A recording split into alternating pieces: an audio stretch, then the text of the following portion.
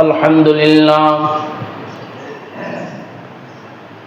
لله نحمده ونستعينه ونستغفره ونعوذ بالله من شرور أنفسنا ومن سيئات أعمالنا من يهده الله فهو المهتد ومن يضلل فلن تجد له وليا مرشدا أما بعد فأعوذ بالله من الشيطان الرجيم بسم الله الرحمن الرحيم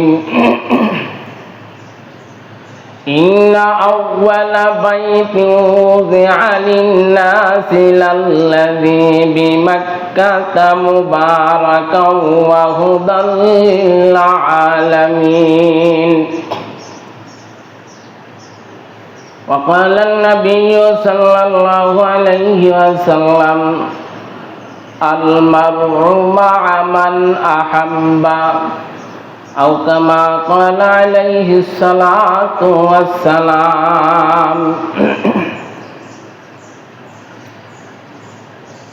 ولا تقولوا لمن يقتل في سبيل الله أموات بل أحياء ولكن لا تشعرون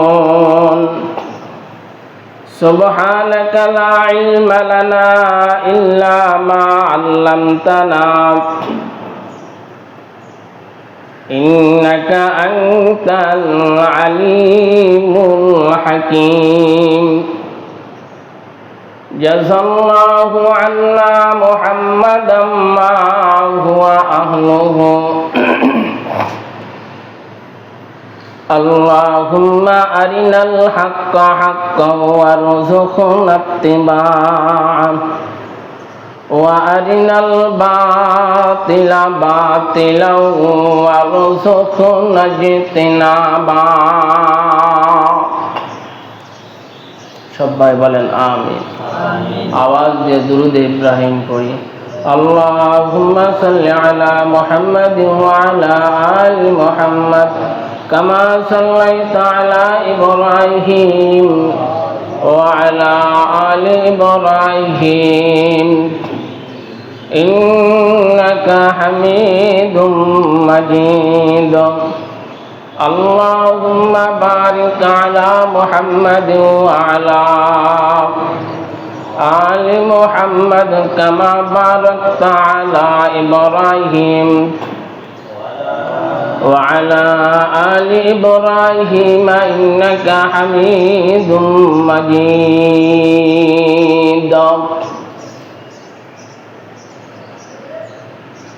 মহান আল্লাহ পাক রব্বুল আলামিনের দরবারে অসংখ্য অগণিত নিয়ামতের শুকর ও সুজুদ যে মহান আল্লাহ সুবহানাহু ওয়া তাআলা আমাকে আপনাকে দুনিয়ার সকল প্রকার ঝামেলাকে মুক্ত করে আল্লাহর ঘর মসজিদে আল্লাহ সুবহানাহু ওয়া তাআলা আমাদেরকে আনছেন। এজন্য মহামুনিবের দরবারে শুকরিয়া আদায় করি আলহামদুলিল্লাহ। এজন্য শুকরিয়া আদায় করতে হবে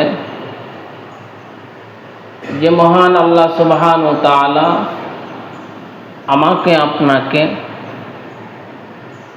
এমন একটা এলাকায় বসবাস করার সুযোগ দিয়েছেন যে বসবাসের মাধ্যমে আল্লাহ বলতে পারছি, আল্লাহর ইবাদত করতে পারছি, কোনো ভয় ভীতি অন্তরের মধ্যে দিলের মধ্যে নাই।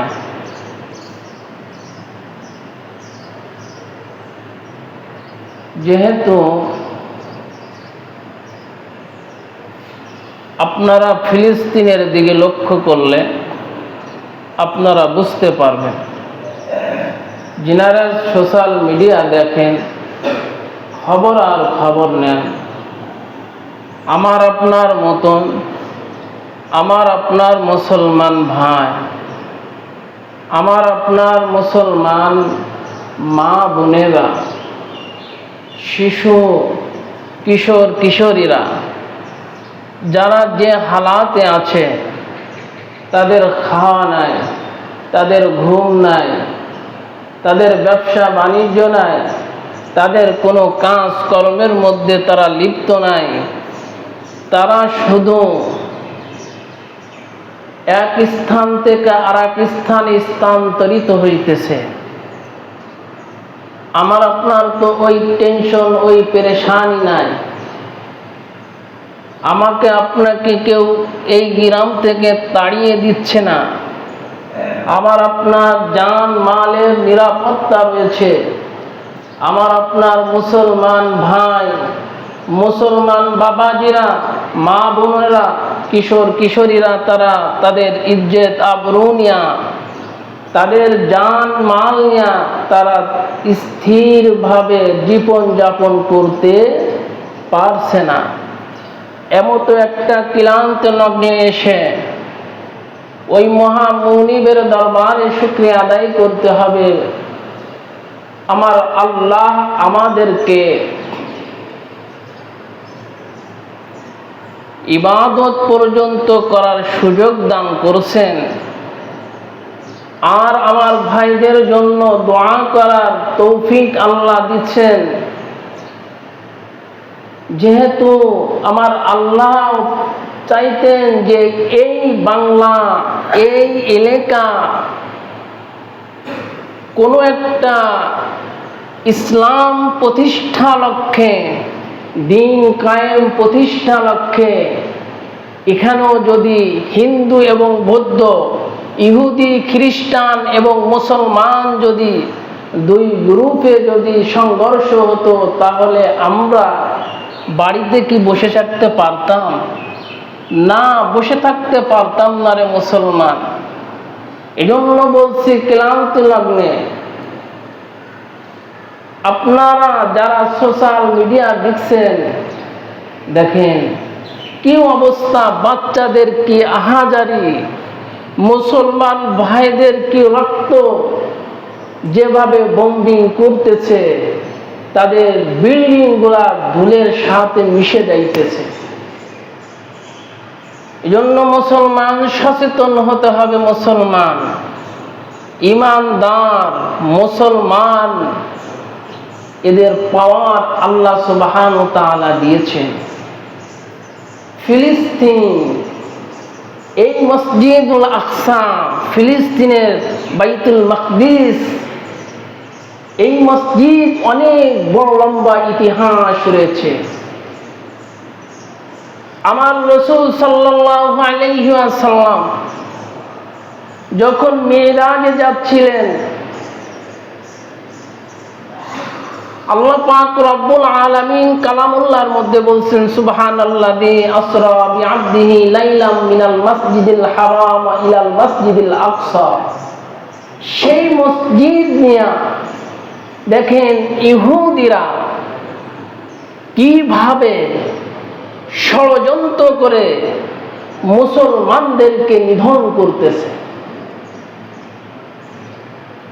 এই মসজিদ সম্পর্কে আল্লাহ রসুল মুসলিমের মধ্যে বলছে, আল্লাহ রসুল সাল্লাল্লাহু আলাইহি ওয়াসাল্লাম বলেন, এমন একটা মসজিদ, তিনটা মসজিদের কথা হাদিস শরীফের মধ্যে আছে। এই মসজিদ নামাজের জন্য সফর করা জায়েজ রয়েছে এবং কল্যাণ রয়েছে, সব রয়েছে। মসজিদে হারাম, মসজিদে নববী এবং বাইতুল মাকদিস। এজন্য হুজুর পাক সাল্লাল্লাহু আলাইহি ওয়াসাল্লাম বলেছেন, এই বাইতুল মাকদিসে কোন ব্যক্তি যদি নামাজ পড়ে, আল্লাহর রাসূল হাবিবে কিবরিয়া মুহাম্মদুর রাসূলুল্লাহ সাল্লাল্লাহু আলাইহি ওয়াসাল্লাম বলেছেন, আল্লাহ পাক রব্বুল আলামিন তার পিছনের গুনাহ মাফ করে দিবেন, সামনের গুনাহ আমার আল্লাহ মাফ করে দিবেন। অন্য রাওয়ায়াতে এসেছে বাইতুল মাকদিসে 8 ওয়াক্ত নামাজ পড়লে 500 ওয়াক্তের নামাজের সওয়াব তার আমলনামায় দিয়ে দেওয়া হয়। হাদিসে পাকের মধ্যে আছে কোন ব্যক্তি যদি ইহরামের কাপড় পরে যদি মক্কার উদ্দেশ্যে রওনা করে, আমার আল্লাহ ওই বান্দার উপরে আরো বেশি খুশি হয়ে যায়। দেখেন আল্লাহ রাসূল সাল্লাল্লাহু আলাইহি ওয়াসাল্লামের হাদিস যদি সত্য হয়, আমার রাসূল বলেছেন এই বাইতুল মাকদিস, এই ফিলিস্তিনের আশেপাশে এই শহরে আল্লাহ পাক রব্বুল আলামিন অগণিত নবী রাসূলকে আল্লাহ ওখানে কবরস্থ করে রাখছেন। অন্য হাদিসের পাকের ভিতরে আছে আল্লাহর পয়গম্বর বলেন এই ফিলিস্তিনের আশেপাশে এমন একটা হক দল থাকবে। কি দল? হক দল, ইসলামের পথে থাকবে। তারা এই বাইতুল মাকদিসকে সংরক্ষণ করে রাখবে এবং তারা সারা জীবন এই মসজিদ নিয়ে তারা যুদ্ধ বিগ্রহের ভিতর থেকে টিকানোর চেষ্টা করবে। আমরা যতই বলি না কেন যে আর হয়তো আমরা টিকাইতে পারলাম না রে মুসলমান, এটা তো আমাদের মুখের কথা, রসুলের বাণী। আমার রাসূল আজ থেকে 1450 বছর আগে বলে গিয়েছেন বাইতুল মাকদিসকে, ওই শহরকে টিকাইবার জন্য রসুল বলেছেন একদল লোক সবসময় দাঁড়িয়ে যাবে। সুবহানাল্লাহ। এজন্য আমার আপনার যে সমস্ত মুসলমান ভাই, আল মুসলিম ও আখুল মুসলিম, মুসলমানের ভাই, মুসলমান একটা বৃক্ষ ডালপালা আপনার মুসলমান ভাইয়ের মতন।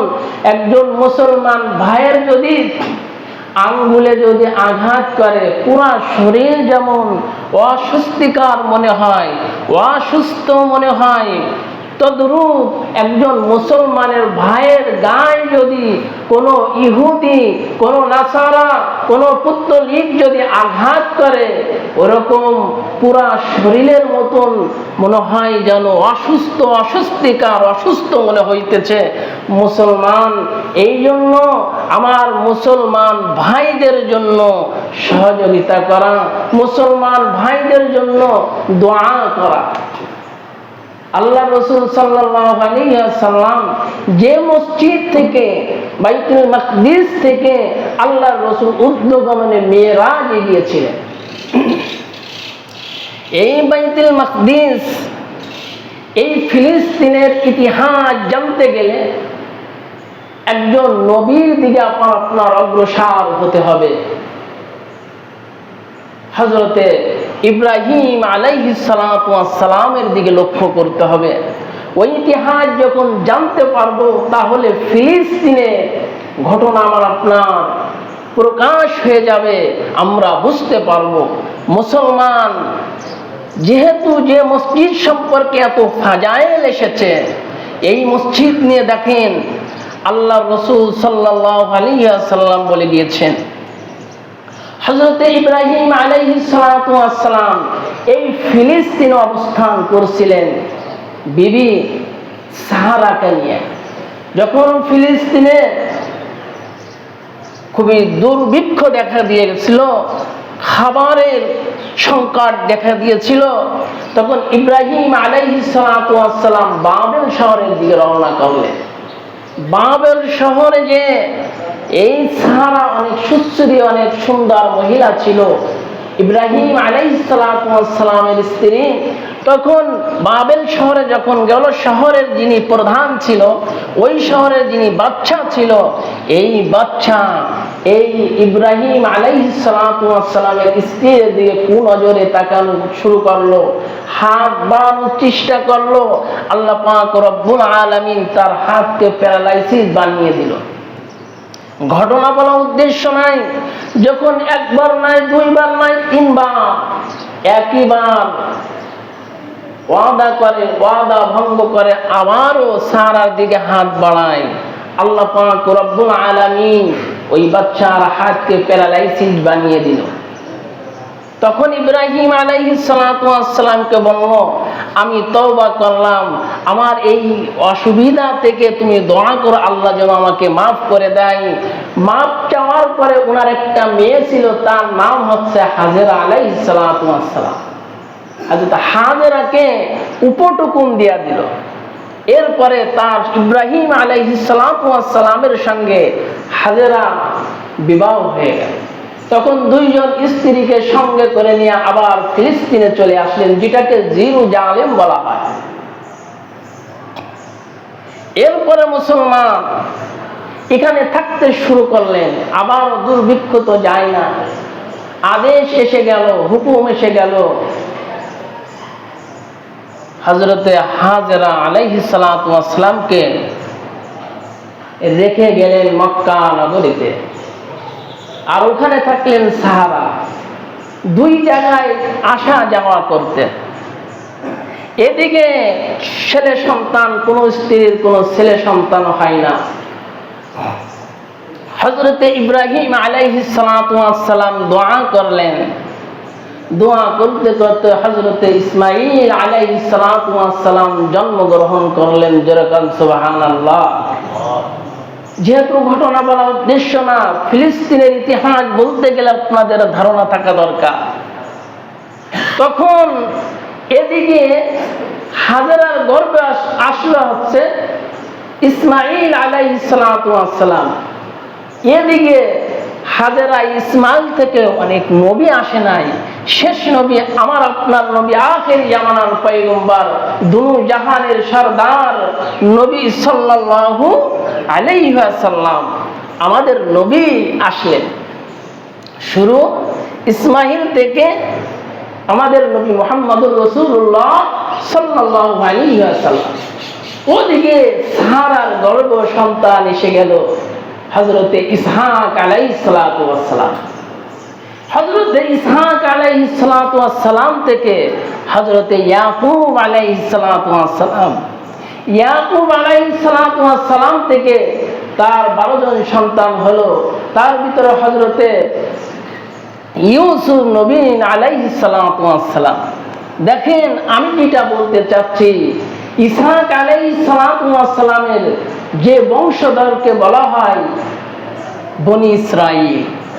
আমরা মনে করি হযরতে মূসা নবী আলাইহিস সালাতু ওয়াস সালামের বংশধর হচ্ছে বনি ইসরাইল। না, গোড়ার ইতিহাস, ইসহাক আলাইহিস সালাতু ওয়াস সালাম যে শহরটা আবাদ করেছিল সেটা ছিল ফিলিস্তিন। সেখান থেকে ইয়াকুব আলাইহিস সালাতু ওয়াস সালাম, ইয়াকুব আলাইহিস সালাতু ওয়াস সালামের সন্তান ছিল 12টা। তার ভিতরে ইউসুফ আর বেনিয়ামিন, এটা এক পক্ষে। অন্য পক্ষের ইয়াহুদা, যে ইউসুফ পয়গম্বরকে কুয়ার মধ্যে ফেলানো যত ষড়যন্ত্র করেছিল ইয়াহুদা। দেখেন, এখন বেনিয়ামিনের নাম দিয়া বর্তমান যিনি ফিলিস্তিনের প্রধানমন্ত্রী, ইহুদা কি যেন একটা নাম, এই নামে নামকরণ করে নিয়েছে। এই ইহুদা বলি আমরা, ইহুদি বলি, এই ইয়াহুদার থেকে ইহুদি হয়েছে। আর ওইটা আছে বনি ইসরাইল। আল্লাহ রাসূল সাল্লাল্লাহু আলাইহি ওয়াসাল্লাম এইগুলা আমাদেরকে জানিয়ে গিয়েছেন, আমরা জানি না। এই বাইতুল মাকদিস দেখতেছেন এত কিছুই হইতেছে, আমার আপনার কিভাবে প্রতিবাদ করবেন? হযরতে ইব্রাহিম আলাইহিস সালাতু ওয়াস সালামের 2 সন্তানের 2 সাইড দিয়ে আস্তে আস্তে আস্তে আস্তে ইসহাক থেকে অগণিত নবী রাসূল আল্লাহ পাক রব্বুল আলামিন দুনিয়াতে পাঠিয়েছেন। কম সংখ্যক নবী হযরতে ইসমাঈল থেকে আসছেন। এজন্য জবিউল্লাহ বলা হয়েছে আমাদের নবী হযরত ইসমাঈল আলাইহিস সালাতু ওয়াস সালাম। এজন্য মুসলমান, আমার আপনার সেই মুহাব্বত, সেই আকর্ষণ আমাদের মধ্যে নাই। আল্লাহ রাসূল বলছেন, আল মারউ মা'a মান আহাব্বা। আল্লাহ রাসূল সাল্লাল্লাহু আলাইহি ওয়াসাল্লাম বলেছেন, যার সাথে যার মুহাব্বত, কিয়ামত হবে তার সঙ্গে। আমার যদি ওই ইহুদি ইয়াহুদার বংশধর যে ইয়াকুব পয়গম্বরের যে সন্তানেরা রয়েছে, তার মধ্যে বড় সন্তান ছিল ইয়াহুদা। এই ইয়াহুদার বংশধররা যারা এখনো পর্যন্ত ইসলামের দুশমনী করে যাচ্ছে। মুসলমান এই মোহাব্বত কেমনে জহির করবেন? প্রথম ঘর আল্লাহ রাসূল সাল্লাল্লাহু আলাইহি ওয়াসাল্লাম সাহাবা আজমাইন জিজ্ঞাসা করলেন, ইয়া রাসূলুল্লাহ, সর্বপ্রথম ঘর কোনটা? তখন আল্লাহ পাক রব্বুল আলামিন জানিয়ে দিলেন, আমার রাসূল সাল্লাল্লাহু আলাইহি ওয়াসাল্লামকে বললেন, ইন্না আউওয়ালা বাইতিন উযিআ লিন-নাস লাল্লাযী বিমাক্কাতা মুবারাকাতান ওয়া হুদাল লিল আলামিন। মুসলমানদের সমস্ত জাতির জন্য খানায়ে কাবা, এটাই একটা সর্বপ্রথম ঘর ছিল, খানায়ে কাবা। এরপরে আর এর আগে কোনো ঘর আল্লাহ পাক রব্বুল আলামিন তৈরি করে নাই। খানায়ে কাবার 40 বছর পরে বাইতুল মাকদিস আল্লাহ সুবহানাহু ওয়া তাআলা করলেন। অনেক ইতিহাস রয়েছে, সুলাইমান পয়গম্বরের ইতিহাস করলে পাওয়া যাবে এই মসজিদ কিভাবে নির্মাণ করেছিলেন। মুসলমান এই মসজিদকে সংরক্ষণ আমার আল্লাহ করবেন তো করবেন, একদল সবসময় রাখবেন। আমার আপনার কি কোনো করণীয় নাই, কিছু বর্জনীয় নাই? যেটাকে আপনারা যে আল্লাহর রাসূল নিষেধ করেছেন, আমার আপনার সেই জায়গায় হচ্ছে সমস্যা। যে পণ্যটা নিষেধ করা হয়েছে, যে পণ্য একটা পণ্য কিনবেন, এই পণ্যের পার্সেন্ট সেখানে চলে যাবে আমার আপনার ইহুদিদের।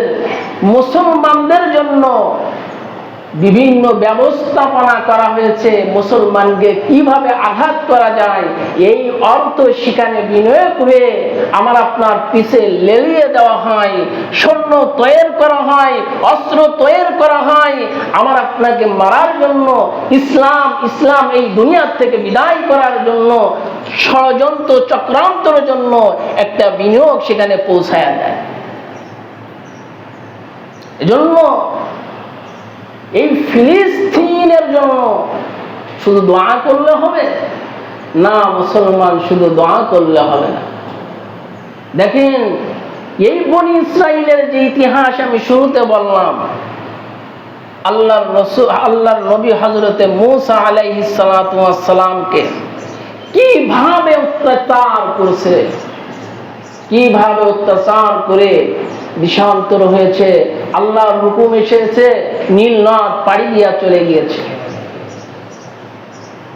দেখেন, আল্লাহর নবী হযরতে মূসা রাস্তা দিয়ে আসতেছে আস্তে আস্তে দেখে একজন মুসলমানকে একজন ফিরাউনের একটা গোত্রের লোক কিফতি আঘাত করছে। পয়গম্বর আল্লাহর নবী হযরতে মূসা কালিমুল্লাহর কাছে সংবাদ নগরপরদনে চলে আসছে, সঙ্গে সঙ্গে ওই কিফতির ওই ব্যক্তিকে আঘাত করেছে। আঘাত দেওয়ার সঙ্গে সঙ্গে জমিনে ঢলে মারা গেছে। এটার থেকে আমার আপনার বোঝা যায়, কোন ইহুদি, কোন নাসারা, কোন পুত্তলিক আমার মুসলমানের গায়ে আঘাত করতে পারে না। এটা সহ্য করার কোন জিনিস না। তখন ফিরাউন খেপে গেল, হুকুম এসে গেল, ওখান থেকে চলে গেলেন মাদায়েনে, সেখানে বসবাস করলেন। সেখানে হযরতে শুআইব আলাইহিস সালাতু ওয়াস সালামের বাড়িতে আশ্রয় নিলেন। তিনার মেয়ের সঙ্গে হযরতে মূসা আলাইহিস সালাতু ওয়াস সালামের সঙ্গে বিবাহ হলেন। অনেক লম্বা কথা, ওদিকে যাব না। এই যে বনি ইসরাইল, যে ইহুদি গোষ্ঠী আমার আপনার পিছনে লেলিয়ে রয়েছে, আগিয়ে রয়েছে আমাদেরকে নিধন করার জন্য। আলমারউ মা'a মান আহাব্বা, আল্লাহর হাবিব জনাব মুহাম্মাদুর রাসূলুল্লাহ সাল্লাল্লাহু আলাইহি ওয়াসাল্লাম বলেছেন, ইহুদি তোমার মুহাব্বত, তোমাকে যেটা নিষেধ করা হবে, আল মারউ মা'a মান আহাব্বা, তুমি যাকে মুহাব্বত করবে হাসরের ময়দানে তুমি তার সঙ্গে উঠবে। ও মুসলমান, ভালো করে বুঝে নেওয়া দরকার, যে জিনিসের আকর্ষণ দেখবেন মার্কেটে যত রকম প্রোডাক্ট ছাড়া হয়েছে, মাল ছাড়া হয়েছে, বাজারজাত হইতেছে ইহুদি এবং নাসারাদের কিছু মাল, এই মালকে এত সুন্দর করে বাংলায় ছেড়ে দিবে, মুসলমানদের কাছে ছেড়ে দিবেন। মুসলমানরা ওই মালটাকে খুবই আদরের সঙ্গে, খুবই আগ্রহের সঙ্গে প্রশংসিত করে এই মালটাকে খরিদ করে খেয়ে নেয়, পানাহার করে, এই মালটাকে সে ব্যবহার করে, জীবনের চেয়ে ওই মালটাকে বেশি প্রাধান্য দেয় কি দেয় না? আরে মুসলমান, এত সিটার হলে হয় না। আমরা যদি সিটার না হইতাম, বজ্জাত না হইতাম, ওই ইহুদিদের বিপক্ষে যদি আমরা কিছু প্রোডাক্ট তাদের মানসম্মত করে বাজারজাত করতাম, তাহলে হয়তো ইহুদিদের কোকাকোলা মুসলমানের সন্তান ধরতো না। ধরতো? ওই জিনিসটা ভালো লাগে বেশি, 7 আপ, স্প্রাইট, এগুলো বেশি ভালো লাগে। আসেনি কেউ বাবা? মুসলমান দেশীয় পণ্য তাদের ভালো লাগে না। আপনি একটা পণ্য কিনবেন, একটা মাল কিনবেন, এই ম্যাগি নুডলস আপনি খাইবেন, খুবই সুন্দর লাগে।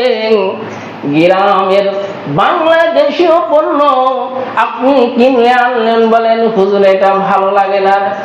ও মুসলমান, কোথায় ওয়াজ করব, কিন্তু আমি আপনাদেরকে সলিউশন দিব। বুঝে নেওয়া দরকার, যত সমস্যা হোক না কেন, আর ইসরায়েলের যত পণ্য আছে সব কিছু আপনাদের পরিত্যাগ করতে হবে। কারণ হচ্ছে পয়গম্বর বলেছেন, আল মারউ মা'a মান আহাব্বা। ফিলিস্তিনের মুসলমান ভাইদের পাশে দাঁড়াইতে গেলেন, মসজিদে আকসা আপনাদের ঠেক দিতে গেলে, নিরাপত্তা আনতে গেলে এই সমস্ত পণ্য আপনাদের বর্জন করতে হবে। বিভিন্ন এলাকায়, বিভিন্ন সোশ্যাল মিডিয়া দাঁড়াইলে দেখা যায়, ও মুসলমান, বিভিন্ন মসজিদে এরকম একটা ব্যানার চলে আসছে, মুসাল্লিরা যারা বসে না তারাও বোঝার চেষ্টা করতেছে কিনা। মুসলমান সোশ্যাল মিডিয়া দেখেন, যারা সোশ্যাল মিডিয়া ঘেটাঘেটি করেন তারা নিজেকে সংশোধন করার জন্য চেষ্টা করতেছেন। বিভিন্ন শহরে কমিটি গঠন হয়ে গেছে, ইসরায়েলে পণ্য সব বয়কট করতে হবে। আর যে সমস্ত পণ্যগুলো আপনাদের কাছে স্তূপ রয়েছে, এটা তো আর চিত্রা নদীতে ফেলানো যাবে না, কথা ঠিক কিনা? এটাকে একটা সময়রেখা টাইম দিয়েছেন, 5 দিন হোক 10 দিন হোক, এর মধ্যে বেঁচে কিনে সবকিছু শেষ করে পাক্কা ইরাদা করতে হবে, আর জীবনে কোনোদিন ইসরায়েলের পণ্য দোকানে উঠাইব না। ও মুসলমান, এত অর্থ ব্যয় করেন, এত সময়কে নষ্ট করেন, যে সময় আল্লাহর কাজে আপনি ব্যয় করতে পারলেন না, একটা ব্যানার পর্যন্ত টানাইতে পারলেন না, লিফলেট পর্যন্ত টানাইতে পারলেন না, মুসলমান ভাইদের কাছে আপনি বোঝানোর চেষ্টা করলেন না। আহারে, ভূগোলে চার দিয়া আমার মুসলমান ভাইরা কি অবস্থায়, কি হালাতে আছেন, তাদের সেই প্রতিচ্ছবি দেখে, তাদের আহত নিহতদের দেখে নিজের ভিতরে একটু কি আপনার মায়া লাগে না রে? এই মায়া আপনি দেখাইতে যদি না পারেন, পয়গম্বর বলেছেন, আপনি ইহুদিদের দোসর হয়ে যাইতেছেন। আপনার চলার গতি, আপনার কথার ভোলা ভঙ্গি, আপনার চোখের চাউনি, কানের শ্রবণ, হাঁটার ভঙ্গিতে ইহুদিরা রাজি ও খুশি হয়ে যায়। আপনার সব কিছু কালচার, ইহুদিদের কালচার চলে যাচ্ছে রে বাবা। এইগুলো পরিত্যাগ করে, এইগুলাকে বর্জন করে একটু খালেস দিলে তওবা করেন, আপনার পূর্ণ ইরাদা এবং ওয়াদা করে আপনার চলে যেতে হবে রে মুসলমান। সেইভাবে চলতে হবে। এই পণ্যগুলো আপনাদের বর্জন করা দরকার। মুসলমান আমার আপনার সেই ব্যথা নাই? কত শিশু, কত কিশোর কিশোরী, তাদের হালাত দেখলে চোখে পানি মারাই না রে বাবা। তাদের পক্ষে যে একটু দোয়া করব সেই মন মানসিকতা নাই। আহারে, কোথাও ইমাম সাহেবরা ইমাম পরিষদের থেকে ডাক দিয়েছে, সেখানেও যে একটু হাজির হব সেই মন মানসিকতা নাই। অন্য কাজে ব্যস্ত রয়েছেন রে বাবা। এই ব্যস্ত একদিন থাকবে না, ব্যস্তর জায়গায় থেকে যাবে। আমার শরীরটা, ধরটা থেকে যাবে, লাশাই হয়ে যাবে। আপনাকে কবরস্থ করার জন্য মানুষ ব্যতিব্যস্ত হয়ে যাবে রে বাবা। আমি আপনাদেরকে সংক্ষেপে একটা কথা বুঝাইতে চাই। আপনারা এই ইহুদি ইসরায়েলি যত পণ্য রয়েছে, যারা দোকানদারি করে, ব্যবসা বাণিজ্য করে, তারা আরো আমাদের থেকে ভালো বলতে পারে, কথা ঠিক কিনা? তাদের সঙ্গে পরামর্শ করেন, আরেকটা আরজ করবো, একটা ব্যানার করে টানিয়ে রাখা যায়, যদি হ্যান্ডবিল করতে পারি মানুষের কাছে পৌঁছায়া দেওয়া যায়। আর কিভাবে আমাদের যারা মুরব্বী আসাদা ইকরাম, আমাদের যারা আলেম ওলামা, বিভিন্ন সহি তরিকায়, সহি দল থেকে আপনাদের কাছে যে মেসেজগুলা দেবে, ইসরায়েলের বিপক্ষে কিভাবে কাজ করা যায় তাদের অনুসরণ করবেন। আপনাদের যাদবপুরি আপনাদের কাছে যদি এসে বলে, এরকম ব্যক্তিত্বরা এসে থাকতে পারেন, বিভিন্ন দলের লোকরাও যদি এসে বলেন, তাদের কাঁধে কাঁধ মিলিয়ে তাদের ডাকের সাড়া দিয়া এই বনি ইসরাইল থেকে এই যে সমস্ত ইহুদি নাসারাদের বিপক্ষে কার্যকলাপে আপনাদের অ্যাটেন্ড করা চাই। আল মারউ মা'a মান আহাব্বা। আল্লাহ পাক রব্বুল আলামিন আমাদের সবাইকে বুঝার তৌফিক দান করুক। যেহেতু অল্প টাইম, অল্প সময়, অত ইতিহাস আপনাদের জানা দরকার। আপনারা বিভিন্নভাবে জানার চেষ্টা করবেন আসলে মসজিদ আকসা এর কদর কি, এই যে স্থানটা তাদেরকে থাকতে দেওয়া হয়েছে, অনেক লম্বা কথা রয়েছে, সেদিকে আপনারা জানার চেষ্টা করবেন আর নিজের ভিতরে সেই ব্যথা ধারণ করার চেষ্টা করবেন। আল্লাহ আমাদের সবাইকে তৌফিক দান করুক। আমিন। আলহামদুলিল্লাহ।